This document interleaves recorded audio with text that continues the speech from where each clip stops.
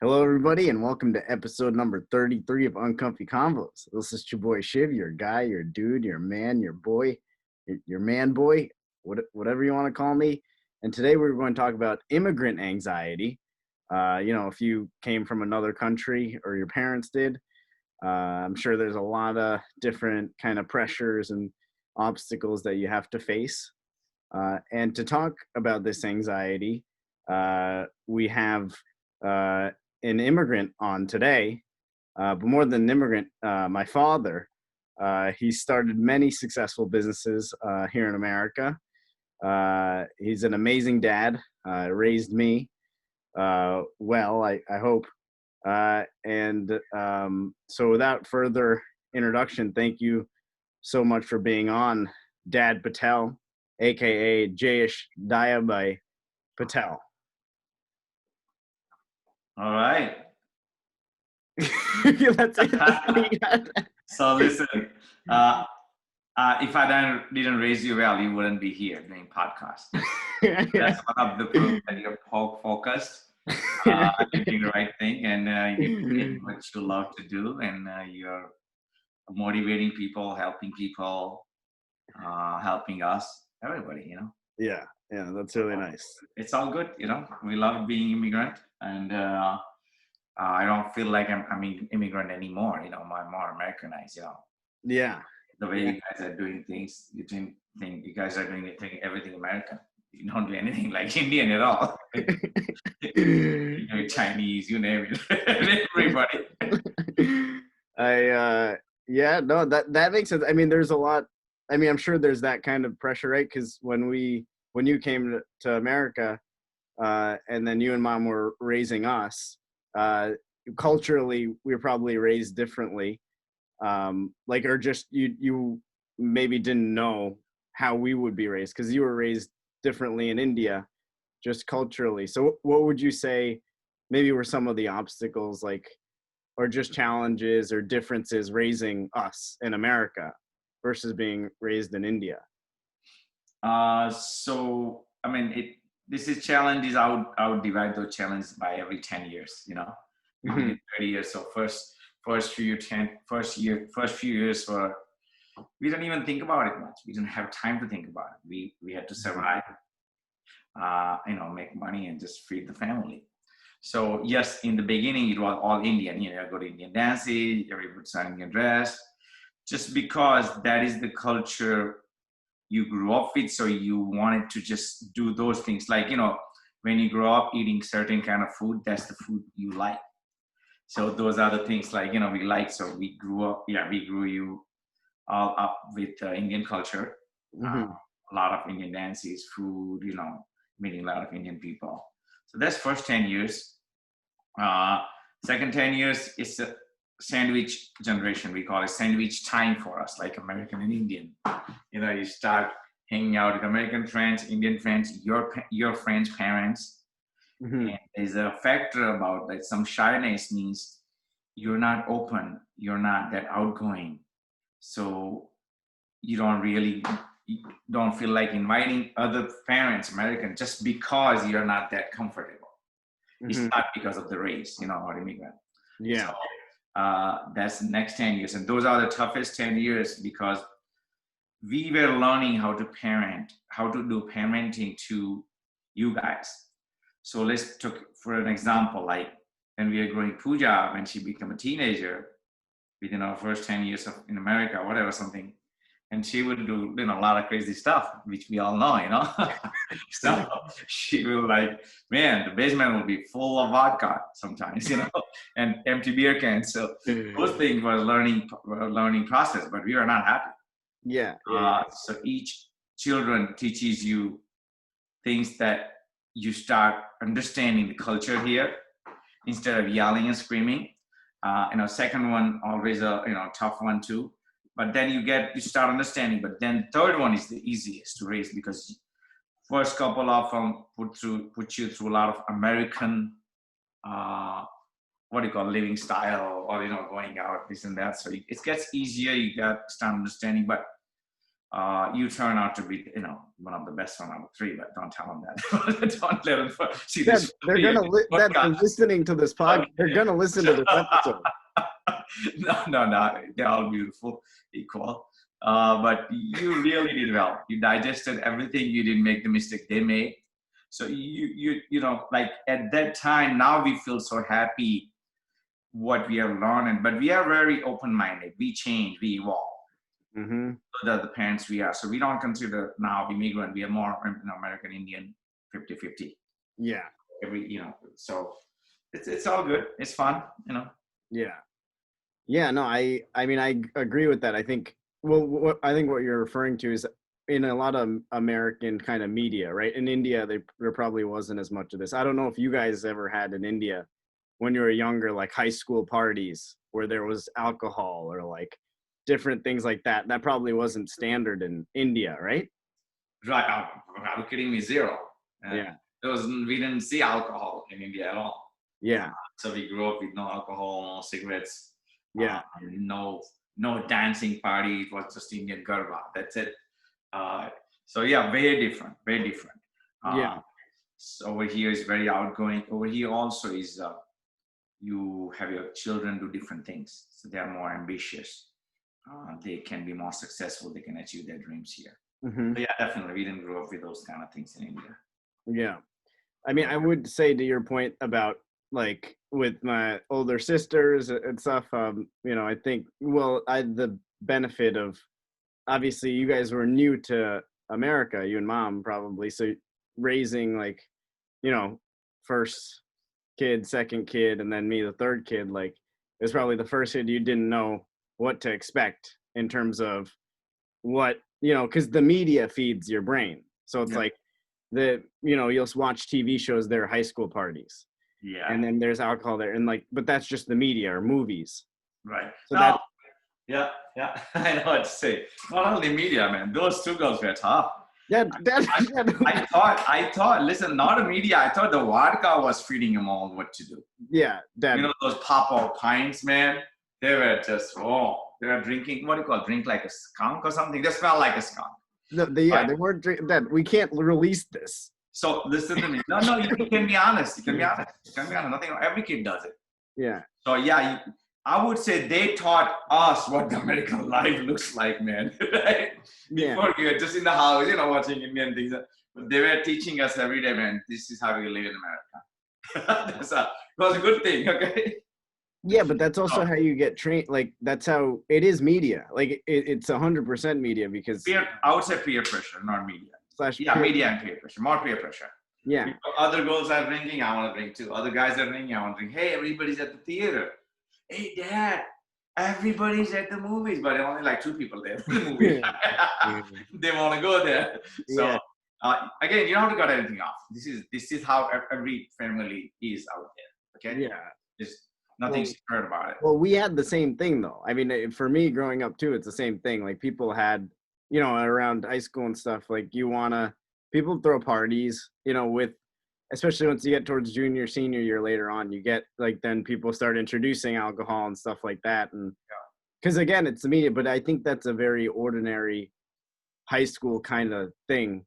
It depends on the town and your environment, but definitely, like people do fake IDs, people do all that stuff when they're young because it's like the cool thing to do. And we're trained that by movies and different media sources. So it's not parents. It's just like what I guess whatever was handed down, which wasn't handed down in India, like that type of information, Right. Most kids here, children, they are not bad. Yeah. Even if they do their things, it's just to be cool, but that also makes them street smart. Yeah. It's like 80-20, I believe in. Yeah. So 80% of the kids who did it, they were not that bad. They did well. They did just to have fun. And that makes them smart. I did a lot of bad stuff in India. Yeah. Alcohol, you know what I mean? So you gotta have some fun, right? You did a lot of bad stuff in India? Yeah, I mean, What do you mean? I mean, you cheat on the exams, you have somebody else take your exams.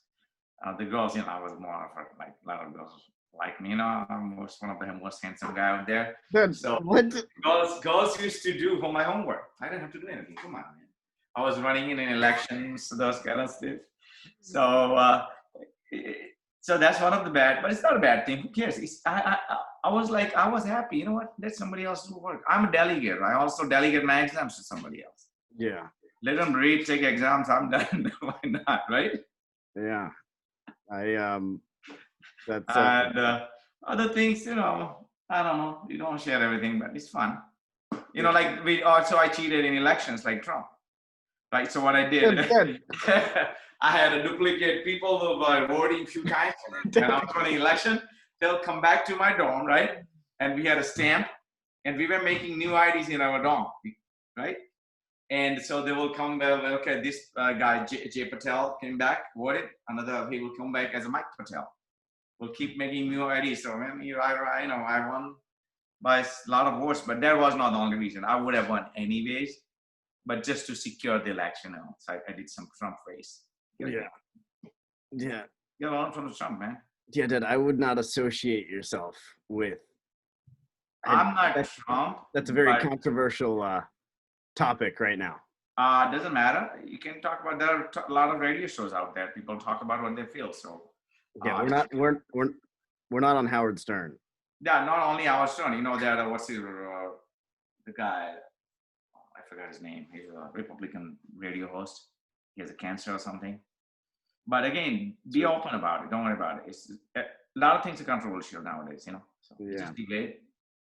What so when you originally came to America, before we talked about raising us, but your green card story. I know it was hard for you to get the green card. It's hard to immigrate from another country in general. Right. How hard was it for you to make it here? Okay, so when I met your mom, we used to talk about a dream. I always had a dream to come to America, right? Mm-hmm. While I was doing civil engineering, so I was listening to English songs, and even if I didn't get everything, but I was still listening to them. So tried for a student visa. First time I didn't get it. Second time I didn't get it. Third time I wouldn't leave the consulate. I said, I'm not going home till I get it. Yeah. I'm not faking anything. I'm just going for the study. And the consulate general, she came out and gave me a visa. After I came, everything was excitement before. Man, I'm going to America, this and that, big party in India. Boom, once you land here, and about hits you now after 3, 4, 5 days. Hits you that you miss your home so much. Now, I was thrown into a 5-foot snowstorm in Springfield, Massachusetts. Western Massachusetts gets a lot of snow. Mm-hmm. And I didn't have enough clothes. I didn't have winter clothes. It was from India, a little tiny jacket. And I used to walk 4 or 5 miles every night after my MBA classes. Frozen face, everything. So it was hard after you got here. Mm-hmm. You miss your home, you miss your people, your parents, your wife, your daughter, everybody. And it was tough, man. You gotta cry every night. I was crying every night too before you go to sleep. Mm-hmm. And second struggle was money, right? So I got money from my dad for first semester, and then we wanted to do it on our own. Mm-hmm. So we did it, and you didn't have enough money. So I had to survive in the beginning, at least for, I would say about 50 cents or 75 cents a day for the whole day. Sometimes. If somebody eating a pizza slice, I'm at 2 or 3 at lunchtime, I would just eat one and look at them. My God, they're really feeling that in our stomach. Right. And at nighttime, we used to have pita bread and potato. That's the cheapest thing. In those days, gallon of milk was 99 cents or something. Yeah. That meal was done, in 40 cents or something, 50 cents. Wow. So tough, not bad. Not bad in a way that you still get education, you get MBA. I used to work at 3 jobs. I was working at the Performing Arts Center to help set up for the performance and all that. Yeah. Then I had a second job in library and a third at nighttime. First job was a dishwasher. Oh man, I loved washing those dishes at Uno Pizza. Yeah, Pizzeria Uno. Oh, Pizzeria Uno, right, exactly, right. Yeah. So yeah, listen, you do that, you make that little money, try to come up with the fees, the rent money. Mom will be home. Sometimes we'll get those bad pizza that we make mistakes at. We'll wait till 2 a.m., come home and eat it together. So very hard, very, very hard because of money also. Yeah. Money makes life very, very hard. Anxiety, money, new culture, weather is different.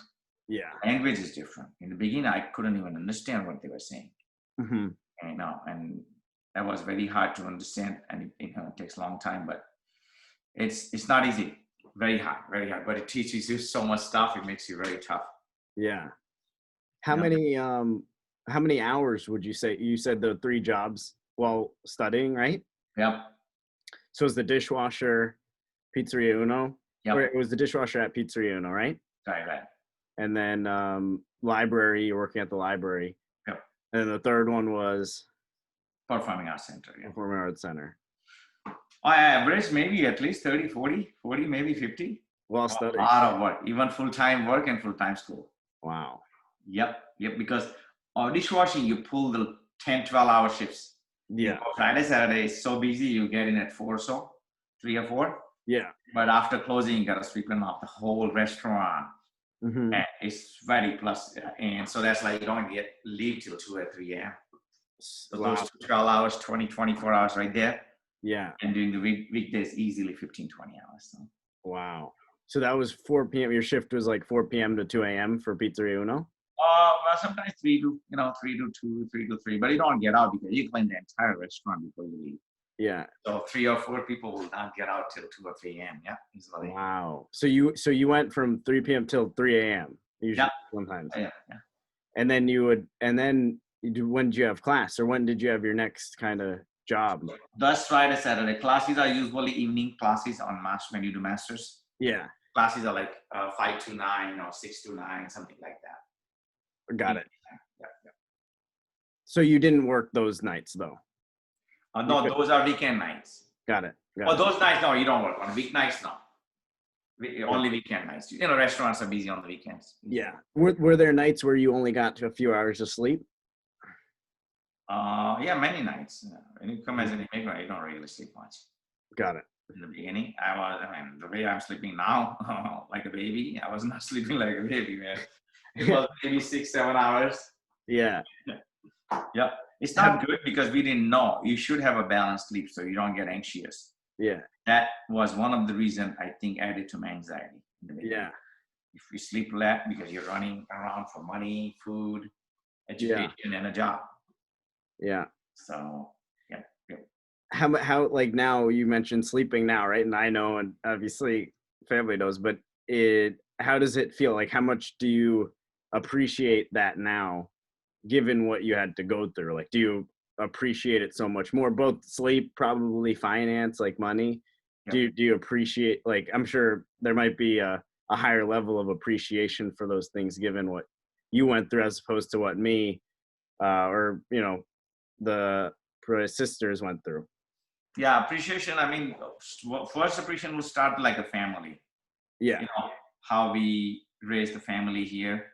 Even if we had a lot of hard time, we used to balance it. I would always be home, Friday night, we used to watch movies, blockbuster videos. Yeah. So that turned out to be excellent. I mean, it's amazing. I'm just like fortunate. So that appreciation, like people say, why don't you play lottery or Powerball? I don't. I said, coming to America, I won a lottery. I won the biggest jackpot in the world. I don't have to play lottery anymore. And then because of some financial freedom, now we've been able to raise children with hobbies, sports, effort, everything they want to do. Mm-hmm. So that was number one appreciation. Number two, what were we talking about? Well, no, I was saying finances and then sleeping. Oh, that's sleeping. Oh, baby, I love it. I love it. So second thing, children, yeah, nice. They turn out to be good children. And now, you feel so relaxed. There's not much anxiety at all. Yeah. It switches, the anxiety part switches to a different portion sometimes, a little bit.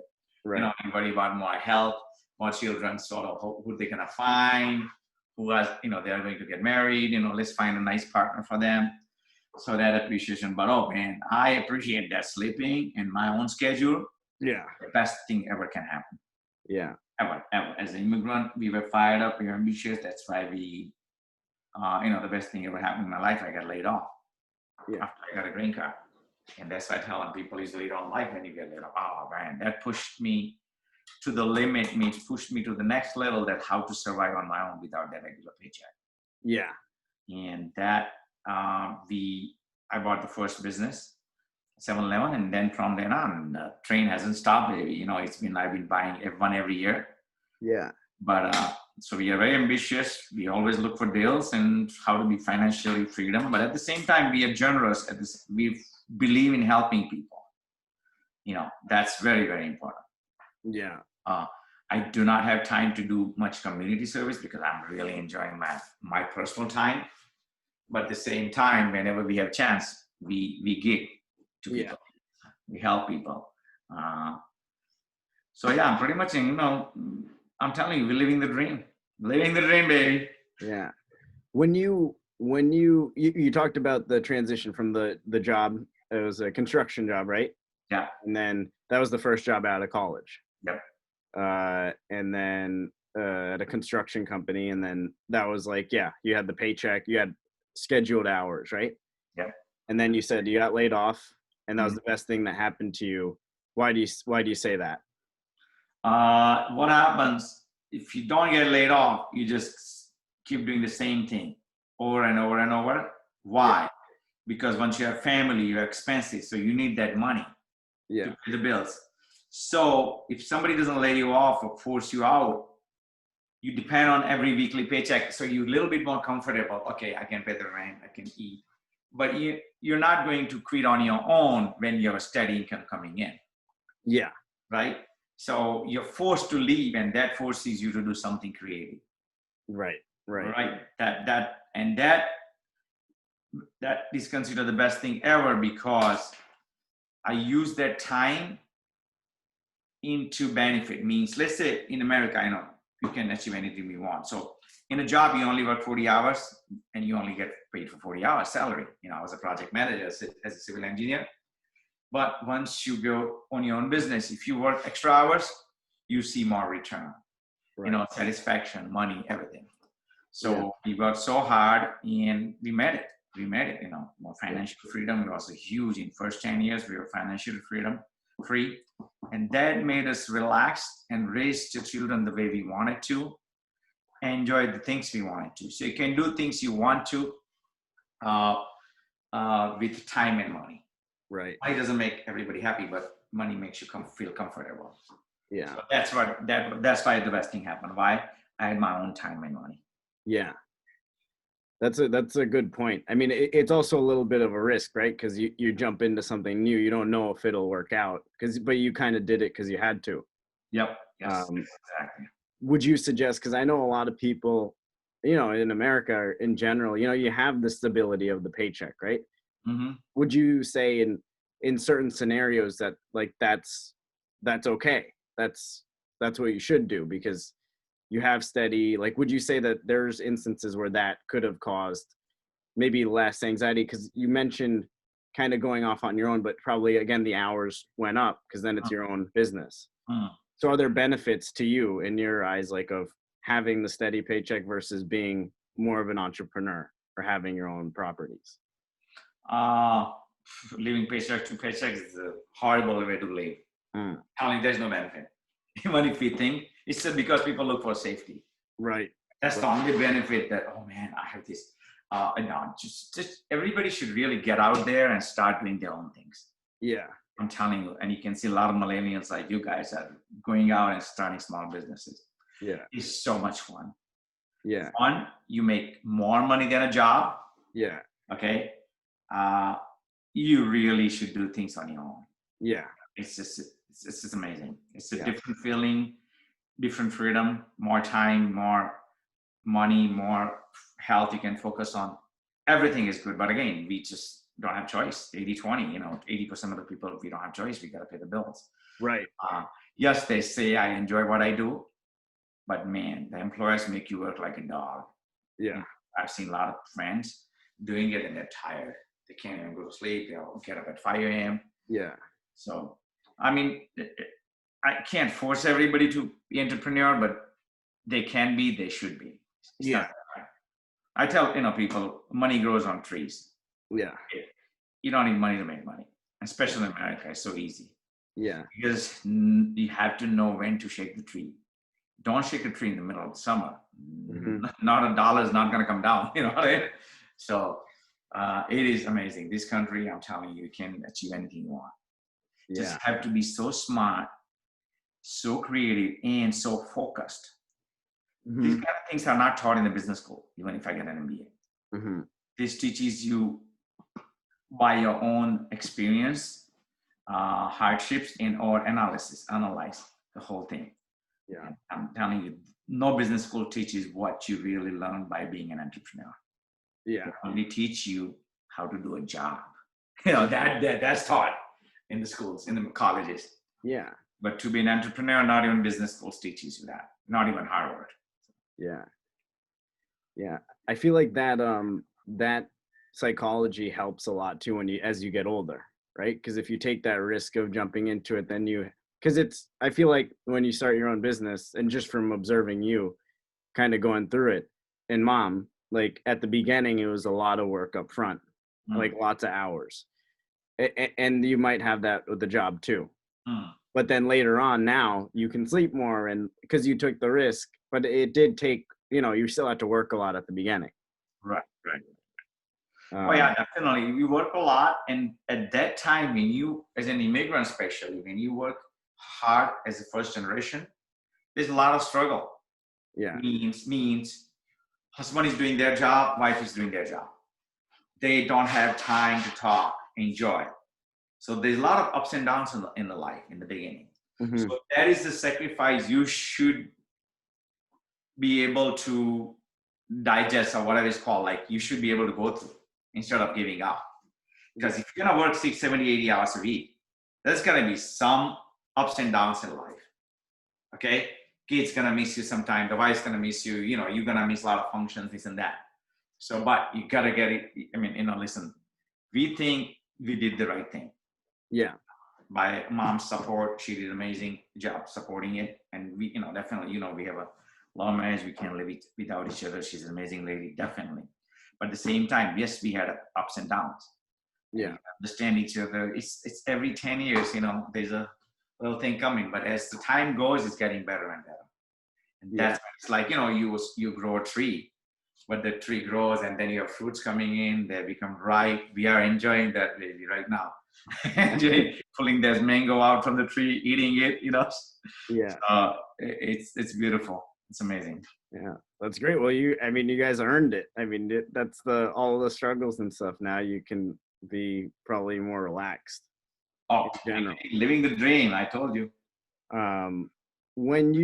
So the first property that you got here, so then you got laid off, and then what was it? It was Subway, right? Was it Subway? First business I bought was 7-Eleven. Oh, the first was 7-Eleven. Got it. If you want to work hard, it's a good money in the beginning. Yeah. Yep. How many hours?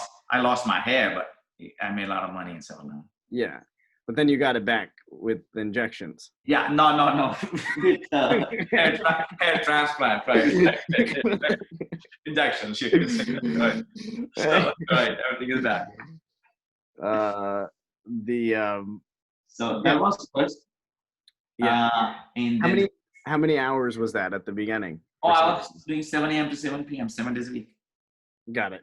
So 84, 12 multiplied by 7, 84 hours. Yeah. But that's where you save the payroll. You focus on your business so much. We started making good money. 92, we bought it. 94, we built the first house. Yeah. 95, we bought another business, Subway. 96, we bought a store in Boston.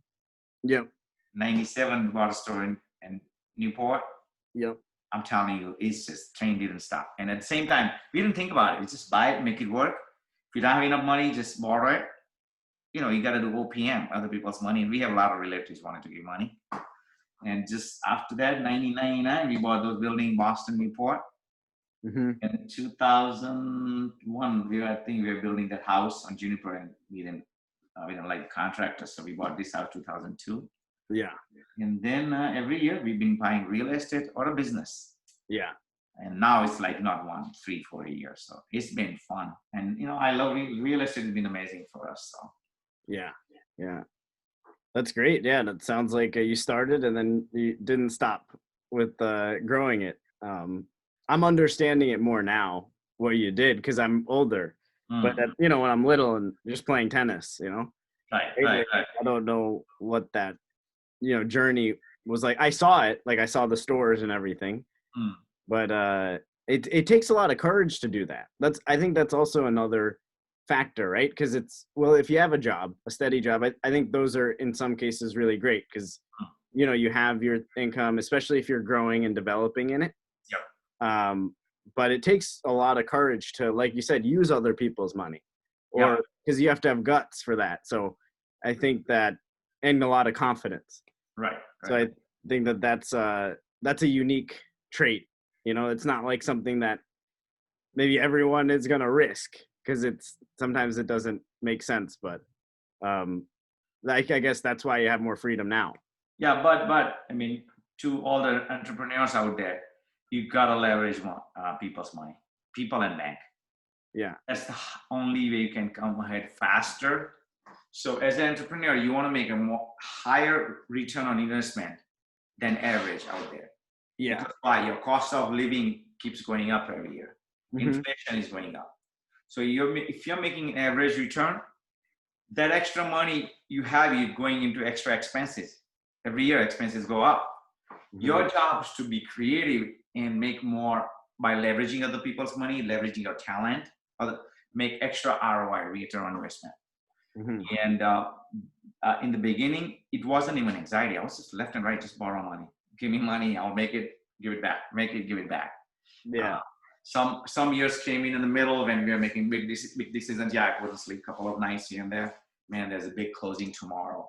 What happens if it doesn't work, this and that? But but overall, I'm telling you, 90% of the things we are buying, there's no anxiety anymore.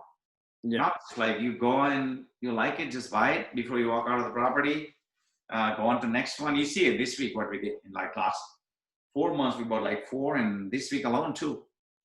Yeah. So, you got to move forward and keep buying it, make more ROI, and then it becomes fun. It's fun. It's not even, we are not doing it for money anymore.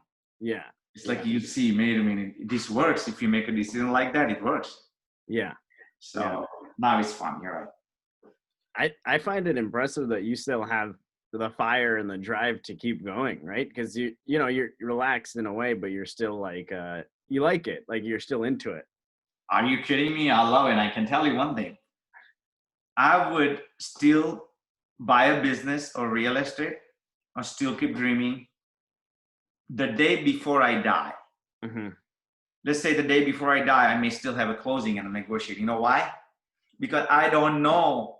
I wouldn't know that I'm dying next day. I'm gonna die next day, right?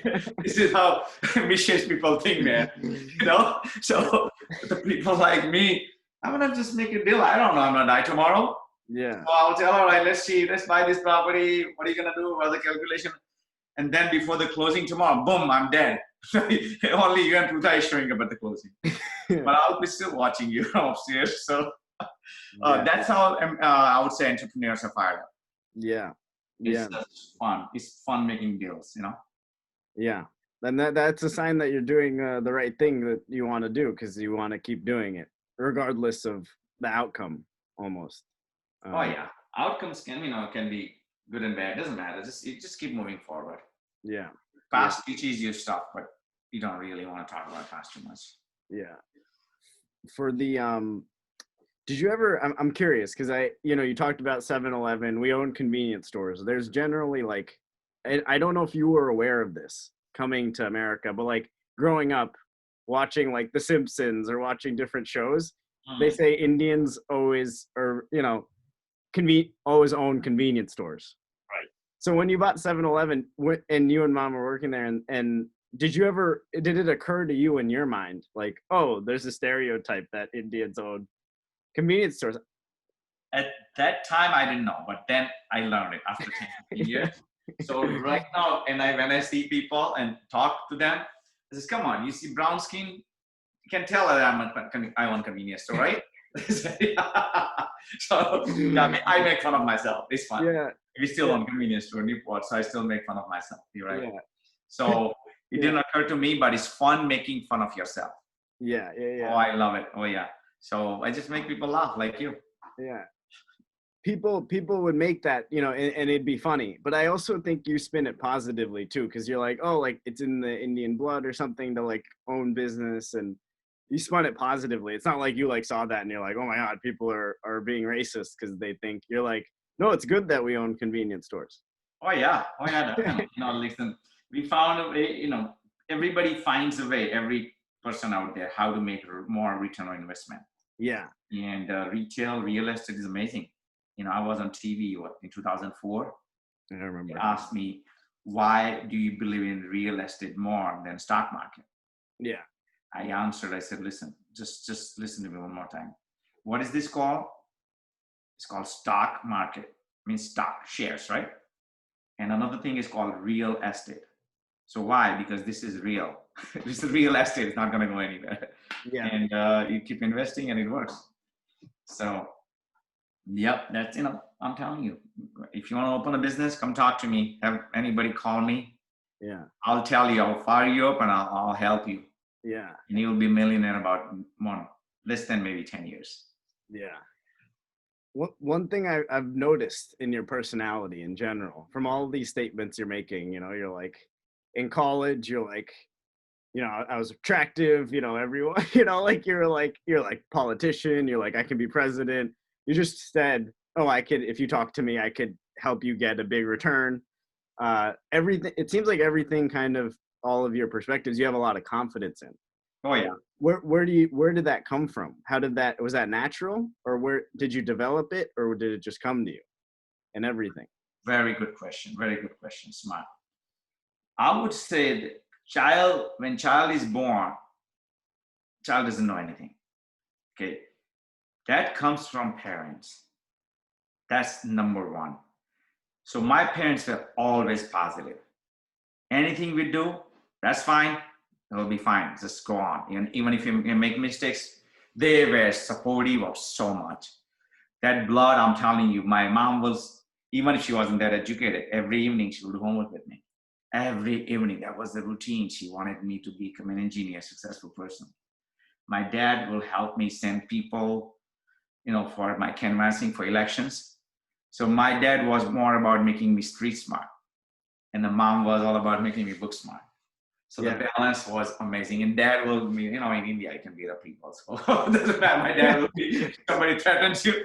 My dad will send like a couple of other like mafia guys with the sticks and all that. Oh, really? We used to beat them up. So it's just, again, you can do that. And that sometimes gives you confidence, okay? It's good to beat somebody up some once in a while. So it gives you confidence, man. You're powerful. But again, don't do that here, okay? Don't do that here. Well, I think I did one time to one person when I was young. I know very well. Yeah. I was so proud of you that day. I was proud of you, man. Oh, yeah. So I would say the confidence, our parents. If parents stop you from, oh, don't do this, don't do that. That's the worst thing you can ever do to your child. Encourage them. Okay? Encourage them. Try to take a risk. Yeah. Go ahead, try it. It will work. It will work. If it doesn't work, you already tried. This means you're already successful by trying it. Yeah. So that's where the confidence came in. And you're right. I would say parents deserve the best credit. Yeah. Big credit. And after marriage, still you have your wife, which is amazing, supports you. And after marriage, that's the support because she's also positive. She also has the same ambitious nature of being a business lady. So. Yeah. And then the children are on the same page, and everybody, all of you want to be entrepreneur, and you have that spirit, that thinking. Yeah. And that's just fun thing. Yeah. I mean, I would say to that point, that the last point that you made, that was really insightful, but I don't think everyone wants to be an entrepreneur. That's not true, right? I agree with you. I mean, I shouldn't say that, but I shouldn't say that they don't want to be, they shouldn't be, but yeah, not everyone. But I would say my formula always is 80-20, 20-80. Yeah. So I would say 20% were working might be happy, but 80, I still think, okay, I shouldn't have done this, and I should have bought my own business or Maybe I had a better job. I don't like my boss. They're making me work like a dog. Most of my friends, I can do 80-20. 80% are not happy. Yeah. They want to get out of the rat race. They're Yeah. just tired. Yeah. You know, like one of my friends came in, Praveen Limbachi from Boston. Yeah. To come to Newport and ask me and mom how to start business, how to start the, and he said, I'm sick and tired of working for somebody else, a software engineer, and this and that. And he started buying real estate, and man, he has done amazing. He's been retired since he was 50 or 45, I would say. Yeah. He owns like 200 units in Boston. Yeah. He has like 400,000-500,000 passive income. Yeah. Yep. So I'm telling you, 80% people, I would never want to work for somebody else, man. I can't even sleep while I'm sleeping right now. I get an afternoon nap. I get up at 10. Yeah. All that stuff. Anyway, for somebody else. Yeah, no, that makes sense. But I really think, and that going back to the confidence, I think you having the confidence like in yourself enabled you to jump into buying property, taking risk. And you said it's instilled from the parents. I mean, you have so much confidence. I've heard you say before, like, I could be president, you know? When I go drive to Newport Beach, I used to say to myself, I can say, man, I can be whatever I want to be. I can be definitely a president, but better than Trump. Yeah. I can be a president. Yeah. That's, but that's a lot of, like that self-talk to yourself, I think I'm learning as I get older and kind of mature more and observe more. I think like that self-talk to like, I'm the best, or like I'm, you know, you don't like, you're not overly cocky, but you just, if you talk to yourself like that, then it's like you really love yourself and you believe in yourself. I didn't never have to talk to myself. I'm just confident. Yeah. I can, anything is possible. Yeah. We tell you, right? Me and mom, anything possible. So just anything possible. I used to tell, I think I told you some story. I have that confidence. Somebody tells me just one thing. All right, go out there. I want you to start manufacturing cell phones. That's all they need to tell me. One sentence. Yeah. Period. I'll do the rest. It'll be working. It'll be successful. Right? Yeah. That confidence should have. You know, a lot of people ask questions. Oh, how should I do that? What bank will give me a loan? Find that out yourself. Come on. Yeah. Right? Go out there. That's all. You just need to hear what needs to be done. The rest is, up to you. Yeah. Yeah, that's a good point. So you're right. I'm not cocky, but I am cocky in a way that I do believe in myself a lot. I mean, you're aggressive. I mean, just observing like just things like as you grew up and stuff, like if we ever needed something to get done, or like if we had to get to the front of a line, right, or if we needed to like do something in the moment, I was very antisocial. Right. Like you would still go for it. Or even like the passport one time. I think you like got the embassy to open up on a day it was closed. Yeah, you're right. Right. Keep calling and keep being aggressive. Yeah. Yep. Even get reservations, restaurants, you gotta be aggressive, man. If they say no doesn't mean no. When they say no, you say in your mind, yes. Yeah. I'll make you do that. Okay. Yeah. Do you think that part of that confidence comes from having experienced such tough times? Like you're like now the upside to anything you ask, or if you're aggressive, it's like the downside is the worst they can say is no. Right. You move on. It's not a big deal. That's it. But the upside is a lot higher, and you like recognize that. But I did want to bring up even like, you've told me the stories before of like you watching people like eating pizza in like when you're in school and you didn't have enough money to like buy a pizza. Right. And you like were tearing up and looking at them. Right. Or you at the gas station you saw a penny on the ground, you pick it up. Right.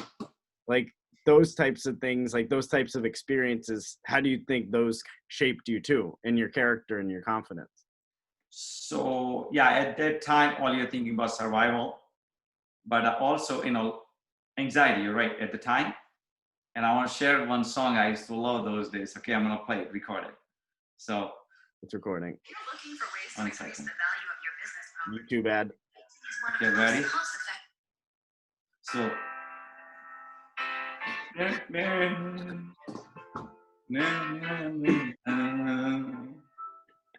this is how I felt at the time. I needed somebody to lean on. Really. Uh,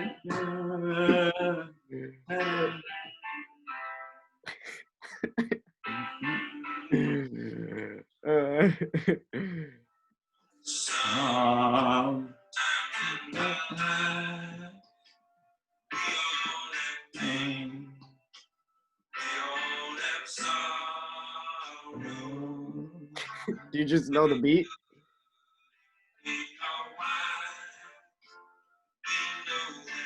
For our listeners, he's waiting to get to the chorus. Lean on me when you're not strong.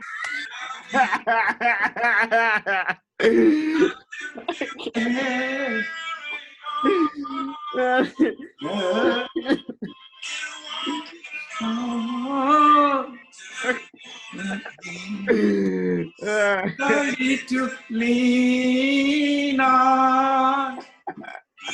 Lean on.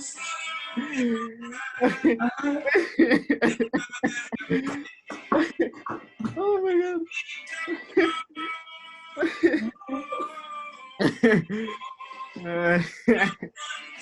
All right, Dad, we can't do this for like 40 minutes. We have the How I podcast. felt at the time. I wanted to share the part of anxiety. If you ever felt like hopefully somebody will, lend me a hand, or, I want somebody to lean on. So you feel like you need those friends to lean on those days. Like you were so anxious, you needed a company. You needed somebody. Yeah. So that's why I want to share the song with you, okay? Yeah. No, that was high quality entertainment. Never had a guest do that. All right, man. Next time I'll sing on the. I didn't practice it well, so. Yeah. And plus, I still don't understand every single word yet. I'm Yeah. still learning, about 80-20. So music pushed you through tough times. Yeah, some songs I love them. Yeah. I love it. I'm telling you. I would say, I think your family and friends put you through tough times, get you through the tough times. Yeah. And once you have children, you look forward to it, and it makes you happy. Yeah. But yeah, I mean, it's not easy in the beginning, a lot of anxiety, but people say pressure pushes you harder. Mm-hmm. Mm-hmm. So pressure makes you perform. Mm-hmm. So yeah, I'm telling you, it's fun performing with pressure or a deadline. Yeah. Yeah. That's it. Yeah, that's a good point. It's interesting you brought up music just now, because then you were inspired by like that song you just said. In terms of like you like listening to that song in order to feel better sometimes. Yep. Obviously, mainly family and friends.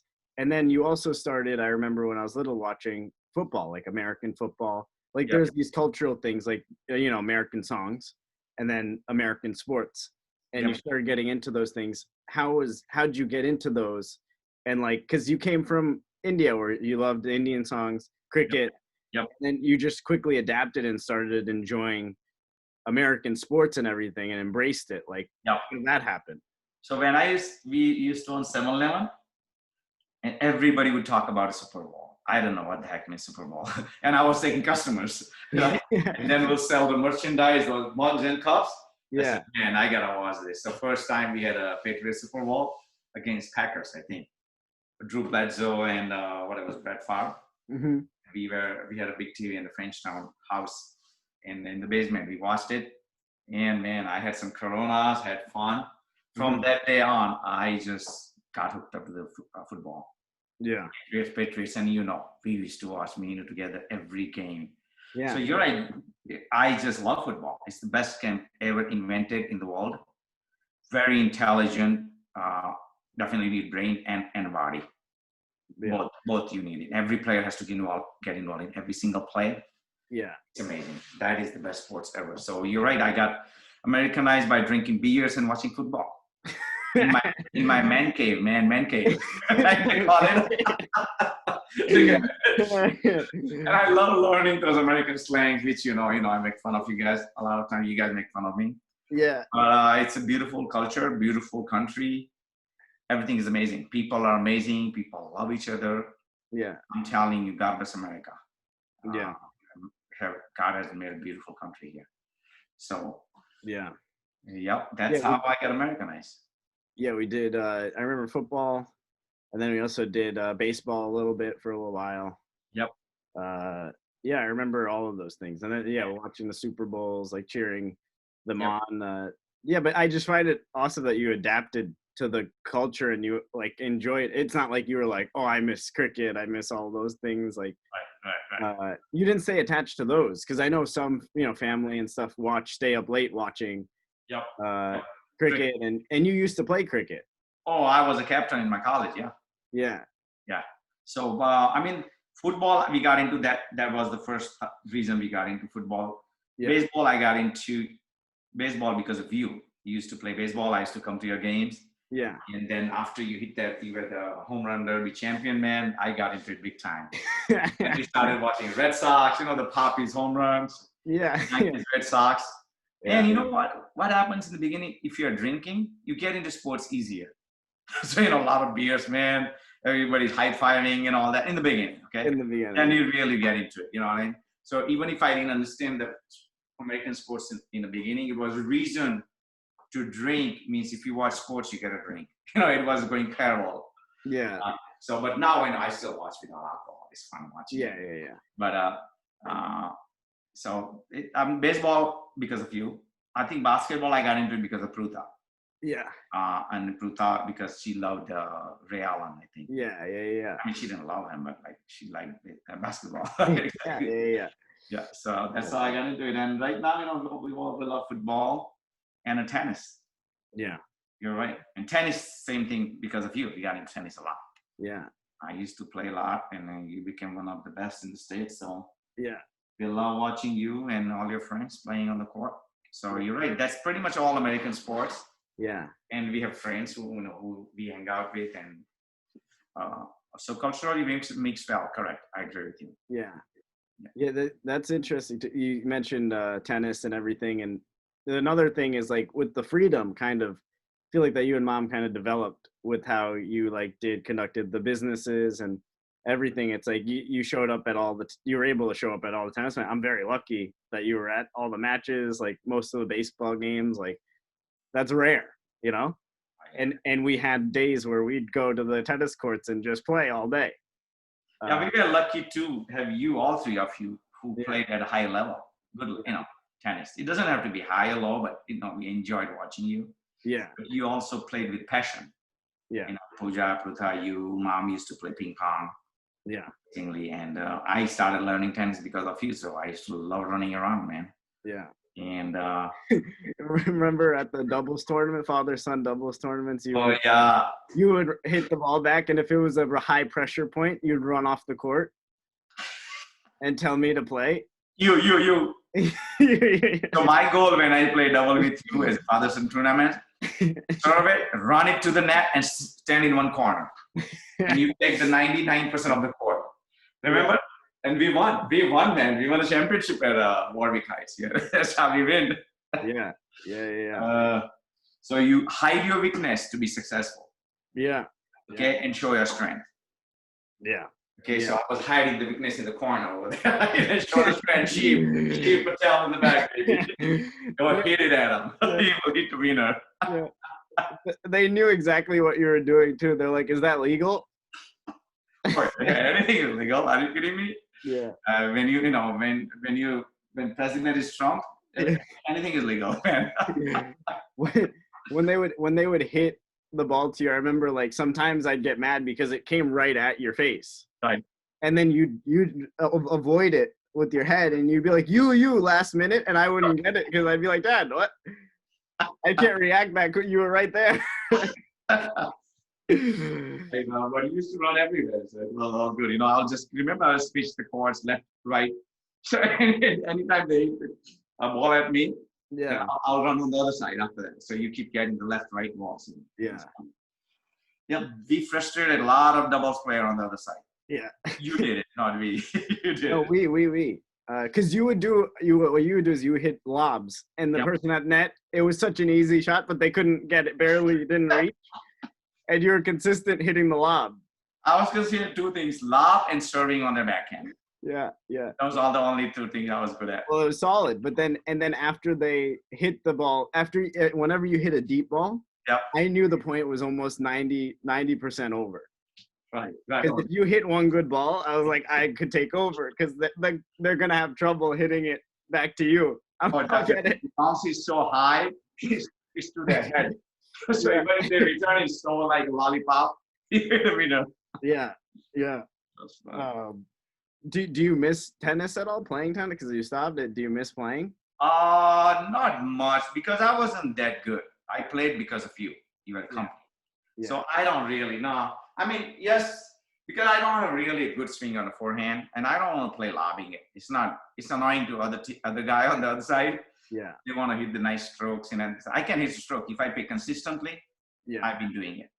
But no, you know what? I moved on. You know, I love yoga, walking, Yeah. those kind of things. More a little bit jogging, running. Yeah. So yeah, you know, I don't stick to one thing other than your mom. So Yeah. and 3 children. Yeah. Well, that's good. Keep changing, baby. Keep changing. Yeah. Would you say that, sports, like, because you got us all, all like sisters, me, like, onto sports, like, it's a healthy place to put energy. I mean, I always felt that way because it doesn't negatively impact your health. And it requires discipline, hard work over time. Yep. So did you ever like look at sports from the lens of it's parallel to life? Oh, very well. So much so. First of all, you know, it gives you what do you call the fire in the belly. Yeah. If you play competitive, like Pooja, Pruta wasn't that much fired up, but like it gives you know what? It is what it is. I'm gonna go after the next point. Yeah. That you are fired. Oh, that's huge. Sports gives you a lot of fire. Like, look, mom used to play competitively. Yeah. She's so confident in life. Yeah. She has no anxiety, no negative thoughts ever. Well, that's an extreme statement. I mean, still, but most negative of the thoughts ever. I mean, not really. Even if you have, you can turn into positive thoughts, right? You can turn it, yeah. But Yeah, that good. they come in. They'll come into your brain. It's not like you can't. Yeah. Yeah, and watching sports, for me, I learn a lot watching Patriots. Got it. I learn everything about my business, many things about my business, I would say. Yeah. It's the way they run the company, organization, the way they let people go, the players. Yeah. You got to analyze it. Amazing. You can run the business the Patriot style and you'll be successful in anything you do. Yeah. Yep. Yeah. I mean, while you watch, you can analyze, you know, how hard people work, what kind of psychological effect they have, what kind of thinking they do Yeah. to get ahead. I mean, there's a lot of analysis you can do. Yeah. It's fun. It's fun watching sports, and you learn a lot. Yeah, I heard that from watching. I told you about Brian Casella, like the guy I'm studying for real estate, and he says that. He says watch things, movies, shows, sports, with the lens of how can I apply these lessons that are happening in my life, because it's like that, and I feel like that's a very smart, intelligent thing to do, because it's like you're looking at the sport, but you're analyzing, maybe how the Patriots the positives of how they operated the organization and applying it to your business or to your character, your discipline, like Brady's so disciplined, right? Yep. And then you learn from that and you apply it. So that's a smart way because sometimes what you can do is when you see it, and it happens to me, you just look at it and you're just passive. You're like, I'm just watching a movie, but then sometimes you can be like, and sometimes you want to do that, but sometimes you can be like, oh, this could actually is a great lesson for life. Yeah, you can't apply everything they do because they're master at it. Even if you apply 5%, 10%, 2%, still it works. Yeah. Still works. Well, talking about like applying lessons once you kind of learn them or see them. And as we get towards the end of the episode, I wanted to ask you, like, looking back, if before you came to America, you could give yourself one piece of advice that would have helped you the most, what would you have told yourself coming to America, like having experienced the whole journey? What would I have told myself in India before coming to America? Yeah, like if you could tell yourself something now, like that younger version of yourself. Yep. In India before you made the move to America, what would you tell yourself that you think would help you the most? Sure. I would say number one will be don't leave your wife and daughter in India. Yeah. It creates more anxiety. Yeah. Because once you're married, you got attachments. yes, you're attached to your parents, but when you're a teenager and going up, you're like more detached a little bit. And so, yeah, that creates a lot of anxiety. You miss them. So Mhm. you're right. If you want to come to go to a foreign country, make sure you go early enough before you get married and all that. Otherwise, you just suffer psychologically. It's just so much pain. You miss everybody, and supporting them too. When you go to other country, if you have, instead of one person, you can support three people. Yeah. That's hard. Yeah. So I would think that's the one advice I will give before you go to, go to other countries or, take a big risk. Make sure, you are able to support yourself, plan a little bit more. And again, don't have, even a lover maybe. If you don't know if they're going to get visa or not. If you're going to miss them, you got to be careful. So that is the number one advice if I was in India at the time to everybody. Yeah. But how about for yourself being in America? Like just through all your experiences, what would you say to yourself to like help you through all of the hardship that you went through? If you told yourself something that would have made you feel maybe less anxiety or less pressure, would you have told yourself anything there? Good point. Very good question. I would say balancing. We all talk about balancing work life. Yeah. That could have been done a little bit better. Mm-hmm. Okay, but it's hard as an immigrant because you got to keep working money. That's the only thing you have in your head. Yeah. But you guys balance it so well, and I'm proud of you. You guys don't just go after the money; you also go after quality of life. Yeah. So I would say the balance in the beginning, but there's no understanding each other well too. Yeah. That's very, very important. But there's no time to think about those things. Yeah. But that's what the advice I'll give it to everybody. Just try to balance a little bit more instead of just going after the dream and the money. Yeah. Stay with the family, spend more time, and with your wife more time. Those kind of things. Yeah. Would you say by balance, you mean like health too? Work life.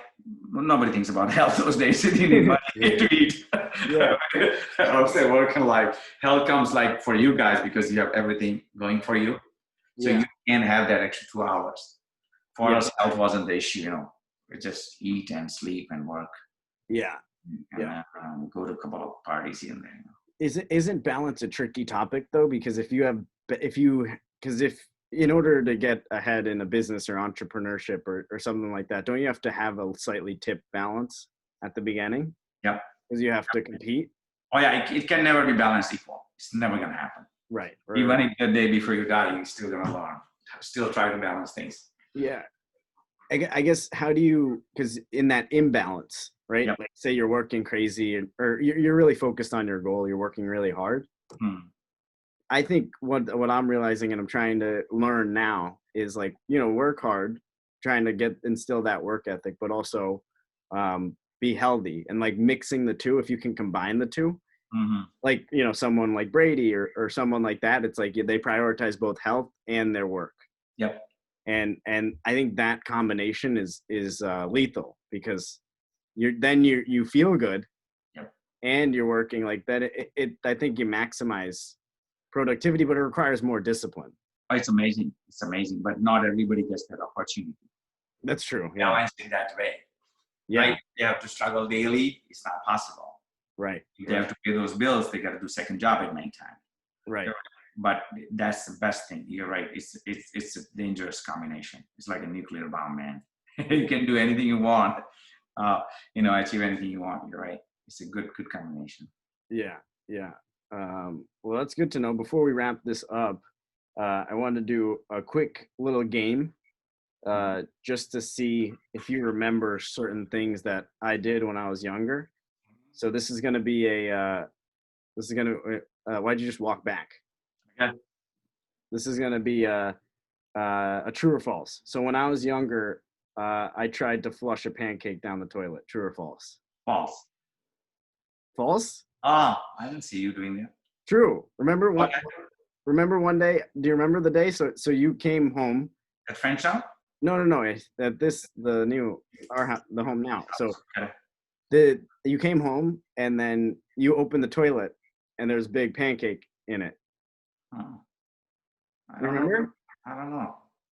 And I told you like it was such a big pancake I didn't want to eat it, and you just said tell mom next time that you don't want to eat it. Don't flush it. I remember a little bit of it, but I don't remember the whole thing now. Yeah. Okay, But it was like funny because it was a big little. I think you opened the toilet and you just saw a big sure, yeah, definitely. circle. It was like that doesn't look like a dump, you know. Okay, when I was younger, I peed my pants on the floor. True or false? True. True, right? At Frenchtown? Yep. Didn't I do it once? Yeah, I think you used to pee a lot. On the floor? In your pants. Yeah. In the beginning, before we trained you.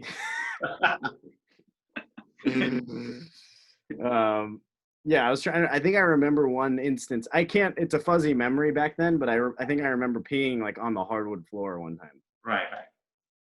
And you got pretty mad. Understandably so. Yeah. I think that's pretty much all I had for the episode. Is there anything else you want to share about like the immigrant kind of story? Or you covered a lot, obviously. We covered a lot, but is there anything else that you would want to share about it? I mean, sharing. First, I'm proud of all 3 children. You did an amazing job, guys. You turned out to be the best around. But we're very children, you know.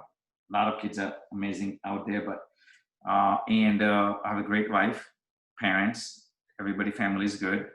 But as an immigrant, I would say to share. I think it gives you little more extra push or drive to do the right thing, to raise the children more the right way, get more involved in sports. Okay, let my children do this, do that. Yeah. You want to become more successful, so you can provide everything that children want.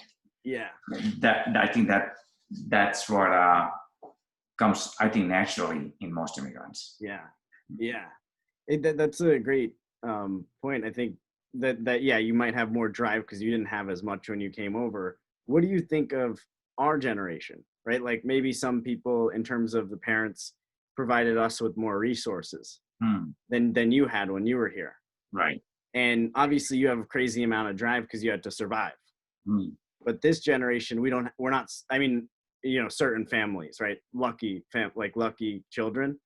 It's not a fight for survival because we have security in parents technically, which you didn't really have as much when you moved to America. Right. How do you instill that? What do you think of that? Like just like the difference in how maybe us, like the kids grew up. Right. What you had to struggle through. Do you ever think about that? No, I don't think about that. But I consider you guys as lucky generation in a way that you don't have to do what we did. You can balance it, still be successful. You can be content too. Some kids don't want to do. Children don't have to. If you're happy within yourself, but this capitalism makes you feel after a few years, man, I should have put that. No matter how content you are, you start comparing. Most people. Yeah. Right? I want to do this. I want to do this. So instead of being content and trying to work hard so much in every little thing, I'm fine. Just move on and do what you love to do. If your goal is to be independent financially and travel, do that. Get it done. Yeah. So I mean, that's what I can share from in new generation. Yeah. And then another thing with the new generation, just one last question is for, hobbies and passions, right? That's not something that maybe crossed your mind or mom's mind because you had to like focus on providing for a family. And like even for me now, I wonder what your thoughts of like me doing comedy or anyone pursuing like singing or music or different things, even though, because I think one of the points with this is, right, I can put a lot of work into comedy, or any comedian that I know, we can put a lot of work into comedy, almost, equal amounts of time or anything as real estate. Yeah. But the ROI financially is a lot lower. Yeah. So what are your thoughts on pursuing a passion, whether it's acting, singing, comedy at an early age around now, maybe sacrificing financial independence because you're taking a big risk, passion-wise, because some people do, versus building yourself financially first and then doing that? Good point. Good question. I always believed in following passion. Remember? Yeah. I always tell you that.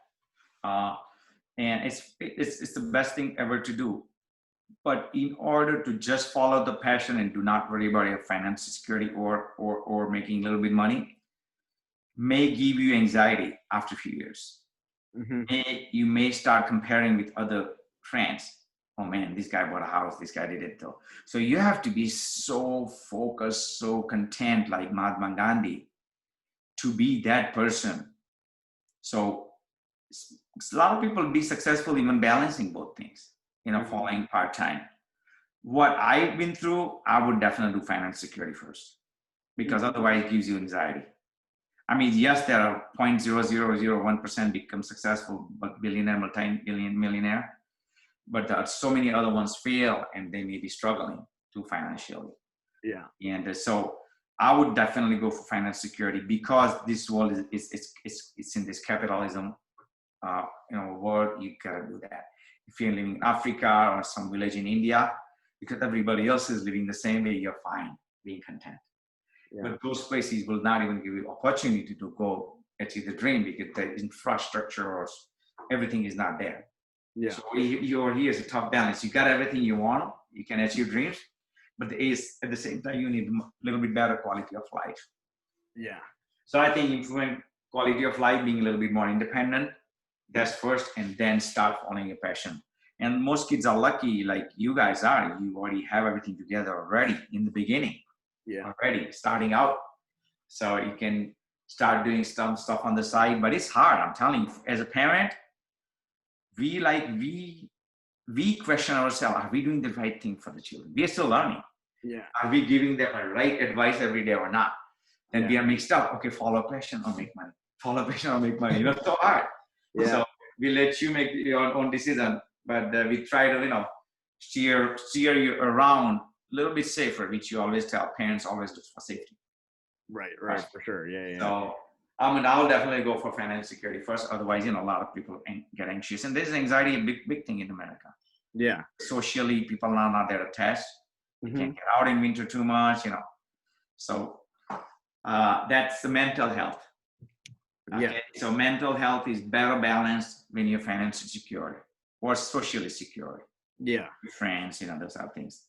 And being successful, yes, it's money in a million, but it's fun. It's fun being there too. Yeah. So did I give you a good answer? Yeah. That makes sense.